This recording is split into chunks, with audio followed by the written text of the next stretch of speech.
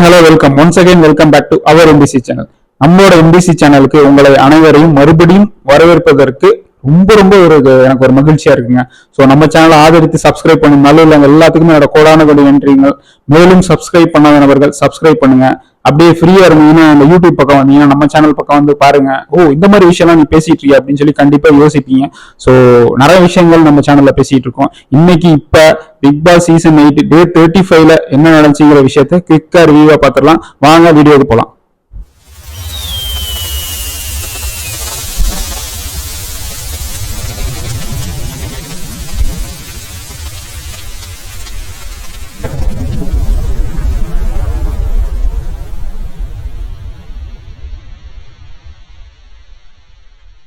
Big Boss season 8 Tamil டே 35. இந்த video ஆரம்பிக்கிறதுக்கு முன்னாடி பாத்தீங்கன்னா விஜய் சேதுபதிக்கு நான் ஒரு கண்டனம் தெரிவிக்கிறேங்க. என்னடா கண்டனம் தெரிவிக்க போற அப்படின்னு சொல்லி கேக்குறியா? ஒண்ணும் இல்லைங்க.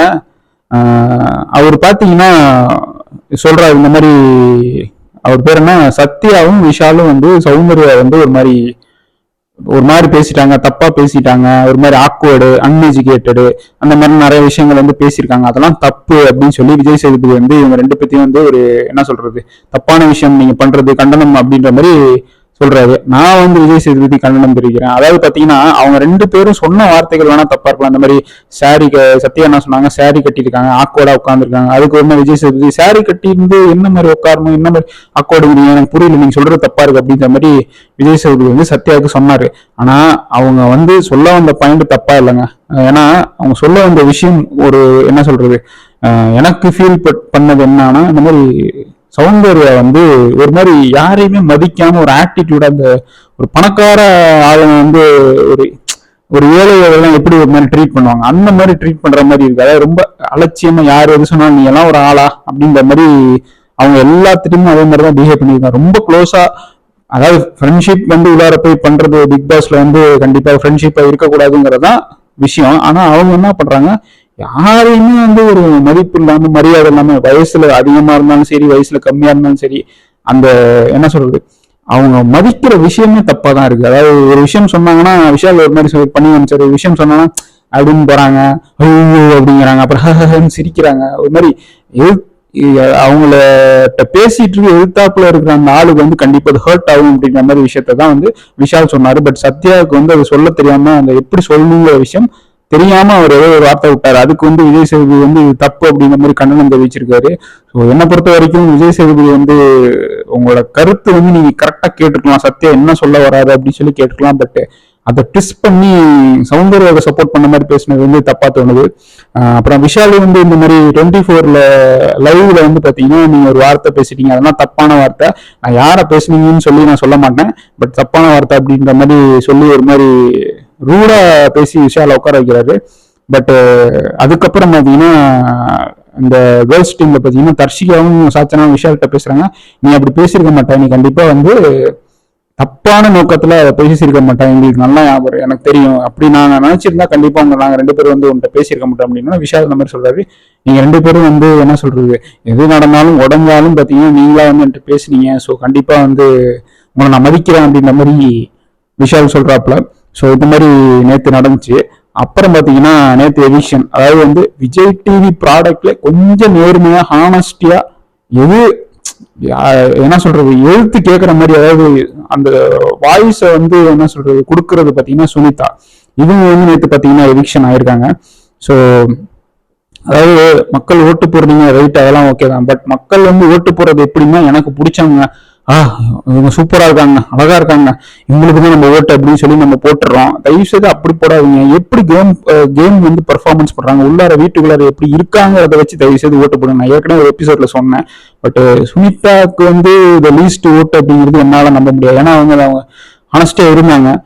ஸோ அவங்களுக்கு வந்து லீஸ்ட் ஓட்டு கொடுத்தாங்கள வீட்டை விட்டு வெளியில அனுப்புறது வந்து எனக்கு வந்து சரியா போல. ஏன்னா விஜய் சேதுபதியோ கடைசியா அனுப்பும்போது சொன்னாங்க ஒரு நதி மாதிரி சுனிதா, அவங்க போற இடத்துல எல்லாம் ஒரு பாதையை உருவாக்கிட்டே போறாங்கன்ற மாதிரி சொல்றாங்க. கரெக்டா உண்மையிலுமே வந்து ஒரு வேற ஒரு ஸ்டேட்ல இருந்து வந்து இந்த ஸ்டேட்ல வந்து இந்த மாதிரி விஜய் டிவில ஒரு என்ன சொல்றது பெர்ஃபார்மன்ஸ் எல்லாம் பண்ணி இந்த அளவுக்கு பேர் வாங்கிருக்காங்க சுனிதா. கண்டிப்பா அவங்களோட ஹானஸ்டி ஒரு காரணமா இருக்கும் அவங்க இந்த மாதிரி இந்த இடத்துக்கு வந்து இருக்கிறது. ஸோ சுனிதா நேற்று வெளில போனது கண்டிப்பாக ஒரு எல்லாத்துக்கும் ஒரு பெரிய இழப்பாக தான் இருக்கும். அதுக்கப்புறம் பாத்தீங்கன்னா நேற்று பிக் பாஸ் ஸ்டார்ட் பண்றபோது பாத்தீங்கன்னா விஜய் சேதுபதி வந்து இந்த மொட்டக்கடுவாசியை பத்தி கேட்கிறாப்புல எல்லாத்தையும்.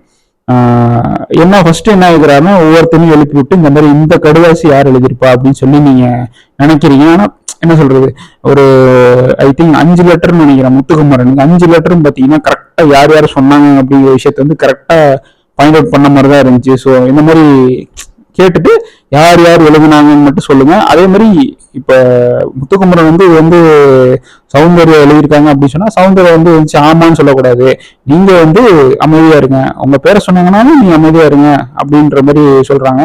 ஸோ இந்த மாதிரி ஒவ்வொருத்தவங்களும் வந்து சொல்றாங்க யார் யார் எழுதியிருக்காங்க அப்படின்னு சொல்லிட்டு. அந்த பாயிண்ட் ஆஃப் வியூல பாத்தீங்கன்னா ரயான் வந்து ஒரு விஷயம் சொல்றாரு. என்னமோ சொல்றாரு, இந்த மாதிரி கியூட்டா இருக்கீங்க ஆனா வந்து ஏதோ என்ன சொல்றது ஒரு மாதிரி பயாஸ்டா இருக்கீங்களா இல்ல நடிக்கிறீங்க அப்படின்ற மாதிரி எழுதிருந்தாங்களான்னு தெரியல. அந்த விஷயம் பாத்தீங்கன்னா ராணா எழுதியிருந்தாரு அப்படின்ற மாதிரி சொல்றாரு ரயானு. ஆனா அப்புறம் விஜய் சேதுபதி பிரேக் விட்ட டைம்ல பாத்தீங்கன்னா ரியா போயிட்டு இந்த அதாவது முன்னாடி முந்திரி குட்டை முத்துக்குமரன் தான் இருந்தாரு, இப்ப முந்திரி குட்டை ரியா வேற இருக்கும் போல உள்ளார.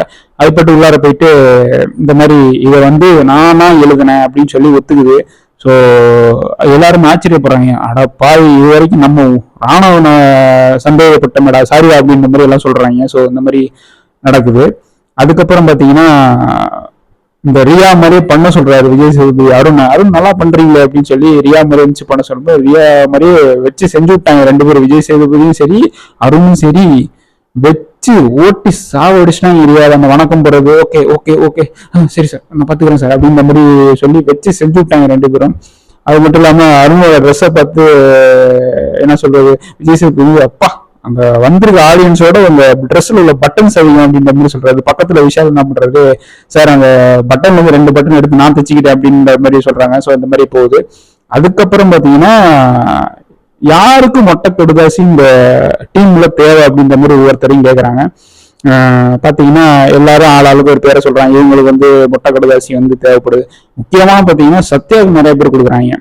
அதாவது வந்து இவர் வந்து மொட்டை கடுதாசி இருந்தா நல்லா கிளியரா வந்து எல்லாத்தையும் பண்ணுவாரு, எல்லாத்த பத்தி எழுதுவாரு. ஸோ இவருக்கு முட்டை கடுதாசி தேவை அப்படின்ற மாதிரி சொல்றாங்க. முக்கியமா சத்யா பாத்தீங்கன்னா ஜெஃப்ரியை சொல்றாப்புல.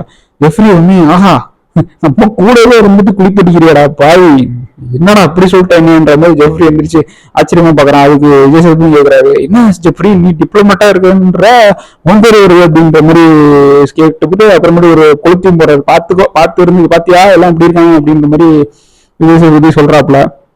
நேற்று பாத்தீங்கன்னா எடிஷன் ப்ராசஸ்ல வித்தியாசமான ஒரு கேம் மாதிரி விளாண்டாங்க. அது பாத்தீங்கன்னா ஒவ்வொரு கொஞ்ச நேரம் பேசுறாங்க. அதுக்கப்புறம் பாத்தீங்கன்னா ஸ்டோர் ரூம்ல ஒரு லெட்டர் இருக்கும், அதை எடுத்துட்டு வந்து ஒட்டுங்க அப்படின்றாங்க. பாத்தீங்கன்னா ஒரு லெட்டர் ஒட்டுறாருங்க. ஃபர்ஸ்ட் பாத்தீங்கன்னா என் அப்படின்ற ஒரு லெட்டரை வந்து ஒட்டுறாரு. ஒட்டிட்டு நல்லா தக் லைஃப் மாதிரி ஒரு கேள்வி கேட்கிறாரு. அதாவது இந்த என் நாமினேஷன்ல ஒரு சைடு வந்து இப்ப எண்ணுங்கிற வார்த்தை ஒட்டியிருக்கோம். இந்த எண்ணுங்கிற வேர்டு வந்து உங்க பேர்ல யாரோட பேர்லயாவது இருந்துச்சுன்னா அவங்களாம் உட்காருங்க அப்படின்ற மாதிரி சொல்றாங்க. அப்ப பாத்தீங்கன்னா விஷால் நிக்கிறாப்புல, அப்புறம் இன்னொரு 2-3 ஜென்ஸ் நிக்கிறாங்க. ஐ மீன் தீபக் நிக்கிறாருன்னு நினைக்கிறேன். விஷாலு தீபக் அப்புறம் இன்னொரு ஆள் யாருன்னு தெரியல மறந்துருச்சு. நிற்கும் போது பாத்தீங்கன்னா மீதி எல்லாம் எண்ணு உள்ளவங்களாம் உட்காந்துருங்க அப்படின்னு சொல்லி உட்கார சொல்றாங்க. அதுக்கப்புறம் 3 பேர் மட்டும் நிற்கும் போது பாத்தீங்கன்னா இந்த 3 பேரும் சேவ் அப்படின்னு சொல்லி உட்கார வச்சிடறாங்க. எல்லாம் உட்காந்து எல்லாம் ஹார்ட் பீட் அப்பதான் பாடாம உட்காந்துருப்பாங்க. டக்குன்னு எண்ணு உள்ளவங்க மட்டும் உட்காருங்கன்னு சொல்லிட்டு மீதி 3 பேரும் சேவ் அப்படின்னா இவங்களுக்கு மறுபடியும் ஆஹா நம்ம சேவ் இல்லை போல அப்படின்ற மாதிரி சொல்றாங்க. இதே மாதிரி அப்பப்ப இந்த செக்மெண்ட் நடக்குது, ஒரு வேர்ட்ஸா எடுத்து வந்து ஒட்டுறாங்க. கடைசியில பாத்தீங்கன்னா ஆனந்தி அந்த சுனிதா இருக்காங்க. கடைசியில அப்கோர்ஸ் சுனிதா வந்து எவிக்ட் ஆயிடுறாங்க. கண்டிப்பா சுனிதா வந்து ஒரு பெரிய இழப்பு தான் இந்த பிக் பாஸ் வீட்டுக்கு. நான் கடைசி வரைக்கும் வருவாங்க, கண்டிப்பா ஒரு சுவாரஸ்யமா இருக்கும் அப்படின்னு சொல்லி நினைச்சேன். அதே மாதிரி சுனிதா வெளியில போயிட்டு இந்த யாரு நம்ம தர்ஷா குப்தா அப்புறம் அருணவ் மாதிரி வந்து வெளியில போயிட்டு வன்மத்தை காட்டல, வன்மமா இருந்த உள்ளார இருந்த சௌந்தர்யாவை கூட நல்லா பாராட்டிட்டு தான் இருந்தாங்க. வெளியில வந்துட்டு பிக் பாஸ் வீட்டை விட்டு வெளியில வந்துட்டு. ஸோ கண்டிப்பா எல்லாத்த பத்தி ஒரு பாசிட்டிவா தான் சொன்னாங்க, யாரை பத்தியுமே நெகட்டிவா சொல்ல. கண்டிப்பா சுனிதாவோட இழப்பு வந்து கண்டிப்பா அவங்களுக்கு தெரியும். முக்கியமா அன்சிதாவுக்கு வந்து கண்டிப்பா ஒரு பெரும் இழப்பா இருக்கும் அது. ஏன்னா அவங்க 2 பேரும் நல்ல ஃப்ரெண்ட்ஸா இருந்தாங்க. ஸோ கண்டிப்பா அவங்களுக்கு அழுதுகிட்டு தான் இருக்காங்க வீட்டுக்குள்ளார. ஸோ வரும் வாரத்துல அவங்க எப்படி பெர்ஃபார்மன்ஸ் பண்ண போறாங்க அப்படின்னு சொல்லி தெரியல. அப்புறம் சத்யாவுக்கு பார்த்தீங்கன்னா அவரு சொல்ற பாயிண்ட்லாம் கரெக்ட் தான். பட் அவர் சொல்ல வர இந்த வேர்ட்ஸ் இருக்கு பார்த்தீங்கன்னா, சொல்ற வேர்ட்ஸ் பார்த்தீங்கன்னா கொஞ்சம் என்ன சொல்றது, மக்களுக்கு வந்து அது வேற விதமா போய் சேரும் அப்படிங்கிறது வந்து கண்டிப்பா தெரியுது. ஏன்னா வந்து அவர் ஆக்வர்டு சாரி கட்டியிருக்காங்க அப்படின்னு சொல்லி பேச தெரியாம பேசுறாரு. கண்டிப்பா மக்கள் வந்து நீங்க பார்த்துட்டு இருக்க கண்டிப்பா உங்களுக்கு தெரியும். அவர் வந்து அந்த மாதிரி பாயிண்ட்ல சொல்ல, அவர் வந்து ஒரு என்ன சொல்றது, ஒரு மரியாதை இல்லாத மாதிரி அந்த பொண்ணு என்கிட்ட பேசிக்கிட்டு இருக்குங்கிற விஷயத்த தான் வந்து அவர் வந்து வேற வேற வேர்ட்ஸ் போட்டு பேச, அவர் வேர்ட்ஸ் போட தெரியல, அவ்வளவுதான். அதை வந்து விஜய் சேதுபதி பெருசா ஊரை வந்து எனக்கு வந்து சரியா படல. அதே மாதிரி தீபக்கையும் பாத்தீங்கன்னா இந்த வாரம் பாத்தீங்கன்னா தீபக் உட்காந்து இருக்கும்போது கலர் விளாடுறாங்க. அந்த திக் திக் யார் அது, அந்த திருடன் என்ன கலர் அது விளாடுறாங்க. அப்ப பாத்தீங்கன்னா பிங்க்னு சொன்னா சௌந்தர்யா ஓடி போய் தீபக்கோட வழியை வந்து தொட்டோம்னா, தீபக் வந்து அந்த டைம்ல மூட் சரியில்லையானு தெரியல, மூட் அவுட்ல இருந்தாரான்னு தெரியல, உடனே சௌந்தர்யா பிடிச்சி கத்துனாங்க அந்த மாதிரி அறிவு இல்லை அப்படின்ற மாதிரி. அதுக்கு வந்து சௌந்தர்யா வந்து சாரினா மன்னிச்சுங்க அப்படின்னு சொன்னா பரவாயில்ல, பட் சாரி அப்படின்னு சொல்லி ஒரு ரூடா, அந்த சாரின்னு பாத்தீங்கன்னா ரூடா தான் வந்து கேக்குறாங்க. ஸோ அதை வந்து விஜய் சேதுபதி கேட்கிறாரு. அதை வந்து தீபக்கிட்டே வந்து ட்விஸ்ட போறாங்க. ஏன் அதாவது முத்துவம்மனோட வார்த்தையில சொல்றாரு, உன் வயிற்றையே தொட்டு உன்னையே ஹர்ட் பண்ணிட்டு நீ வந்து அவங்கள்ட்ட போய் சாரி கேட்கணுன்ற மாதிரி கேர்ள்ஸ் வந்து பேசி இது பண்ணிட்டாங்க பார்த்தீங்களா ஒட்டும். அது வந்து அவங்க என்ன சொல்ல வராங்கன்னா, இந்த மாதிரி விஜய் சேதுபதி கேட்கும்போது மக்கள் முன்னாடி பாத்தீங்கன்னா கேர்ள்ஸ் எல்லாம் ஒன்றிணைஞ்சு பாய்ஸை வந்து ஒரு கெட்டவங்களா மாதிரி காமிக்கணும் அப்படிங்கிறது அவங்களோட பாயிண்ட் ஆஃப் வியூ அப்படின்ற மாதிரி முத்துக்குமரன் வந்து சொல்றாரு. கரெக்ட். அதுக்கு தீபக் வந்து பாத்தியா நான் வந்து கரெக்டா இருந்துட்டேன் பாத்தியா, நீ சத்யா நீ பார்த்து இருந்தது, நான் பாத்தீங்கன்னா வேர்ட்ஸை பார்த்து பேசிக்கிட்டு இருக்கேன், தப்பா அவங்க மேல ஒரு நாள் வேர்ட்ஸை பார்த்து பேசியிருக்கேன், அது வந்து நீயும் பேசு, ஏன்னா அது வந்து பப்ளிக் ஃபாரம், அது வந்து நீ கரெக்டா அதை வந்து மெயின்டைன் பண்ண அந்த விஷயத்த அப்படின்ற மாதிரி சத்யாரை சொல்றாங்க. ஸோ இனிமே வர வாரத்துல பாத்தீங்கன்னா சத்யா வந்து கரெக்டான வேர்ட்ஸை வந்து யூஸ் பண்ணான்னு நினைக்கிறேன். ஏன்னா வந்து ஏற்கனவே சத்யா வந்து சொன்னார்ல, don't judge cover by its book அப்படின்ற மாதிரி அவர் பேசுறது கரெக்ட் தான், பட் வேர்டிங்ஸ் அந்த பதட்டத்திலயா இல்ல என்ன நினைச்சு பேசுறதுனால வேர்ட்ஸ் வந்து மட்டும்தான் தப்பா இருக்கு. பட் அவர் மைண்ட்ல வந்து எதுவும் தப்பா பேசலங்கிறது தான் என்னோட கருத்து.